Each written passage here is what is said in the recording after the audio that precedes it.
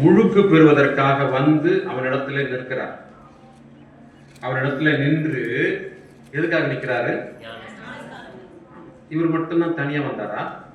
திரளான மக்கள் அந்த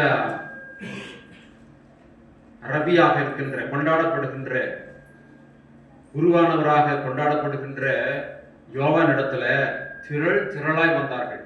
அவன் வரிசையா வந்து திருமுழுக்கை பெற்றுக்கொண்டு போகிறான். அந்த கூட்டத்தில ஒருத்தராக, கூட்டத்தோடு கூட்டமாக ஒருத்தராக வந்து யார் நிற்கிறது? கிறிஸ்துநாதரும் வந்து நிற்கிறார். அவன் பார்க்கிறான், யார் இவரு?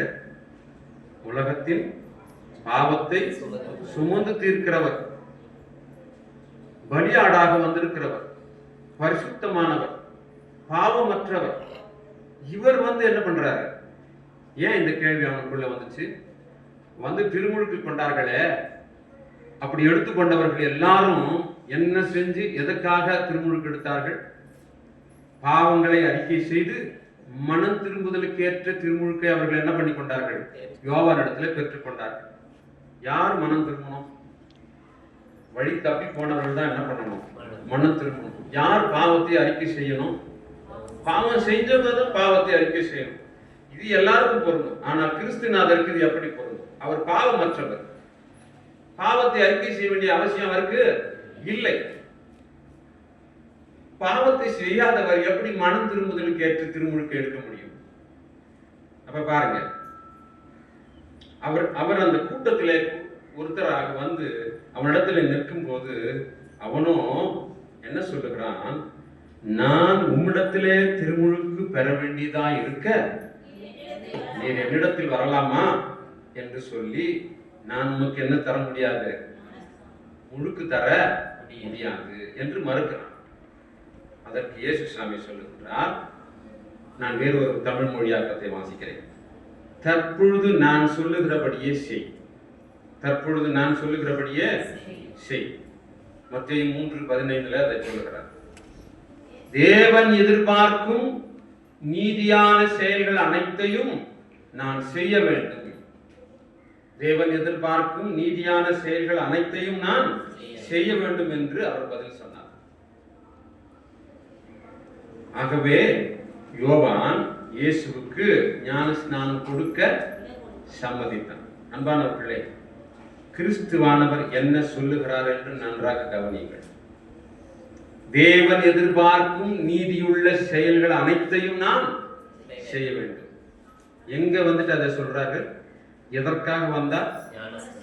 திருமுழுக்கு எடுப்பதற்காக வந்தார். வந்தவர் எதை சொல்லுகிறார்? தேவன் எதிர்பார்க்கும் நீதியுள்ள செயல்கள் அனைத்தையும் நான் செய்ய வேண்டும் என்று சொல்லுகிறார். ஏன் அப்படி சொன்னார்? தேவனுடைய நீதியுள்ள திருவசனம் வெளிப்படுத்துகின்ற ஆண்டவரது நீதியுள்ள செயல்களை செய்து முடிப்பது, நீதியுள்ள செயல்களை செய்து முடிப்பது மிகவும் மிகவும் கட்டாயமானது ஒவ்வொரு மனிதனுக்கும். இப்படி செய்து முடிப்பது ஆண்டவருடைய நீதிக்கு கட்டுப்படுகிற ஒருத்தருடைய முழு கீழ்ப்படிதலாக இருக்கிறது. கிறிஸ்துநாதர் எதை நிறைவேற்றினார்? தன்னுடைய முழு கீழ்ப்படிதலை அங்கே நிறைவேற்றினார். இதைத்தான் முழுக்கு முனிவனாகிய யோவானுக்கு முன்பாக கிறிஸ்துநாதர் செய்தார். தாம் திருமுழுக்கு பெற்ற போது தேவன் எதிர்பார்க்கும் நீதியான செயல்கள் அனைத்தையும் நான் செய்ய வேண்டும் என்று சொல்லி தமது பாவத்தை அறிக்கை செய்து திருமுழுக்கை பெற்றுக்கொண்ட மக்கள் கூட்டத்தில் தாமும் ஒருவராக வந்து திருமுழுக்கை பெற்றார்.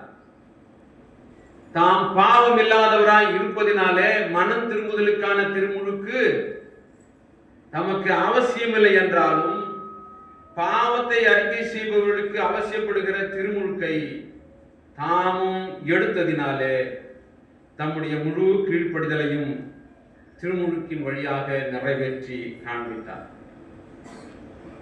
இயேசுசாமிக்கு திருமுழுக்கு அவசியமா? அவசியமே இல்லை. ஆனா ஏன் அதை நிறைவேற்றினார்? இப்படி நிறைவேற்றுவது தேவனுடைய நீதியாயிருக்கிறது. இப்பொழுது இடம். உங்க வேத புத்தகத்துல வாசிங்க அதை. மத்தேயு 3. இப்பொழுது இடம் கொடு, எல்லா நீதியையும் நிறைவேற்றுவது என்னவா இருக்குது? ஏற்றதாய் இருக்கிறது. அதைதான் இந்த வேறு முறையாக சொல்லுது. தேவன் எதிர்பார்க்கும் நீதியான செயல்கள் அனைத்தையும் நான் செய்ய வேண்டும். அன்பானவர்களே, திருவசனம் அல்லாத திருமுழுக்கு. இங்க பாத்தீங்கன்னா அவர் என்ன சொல்ல வர்றார்? கடவுளுடைய இருதயத்தின் ஆசை என்ன? அதை நான் நிறைவேற்றேன். அவருடைய இருதயத்தின் ஆசை ரொம்ப நீதியானது. அதுல ஒரு களங்கமும் கிடையாது.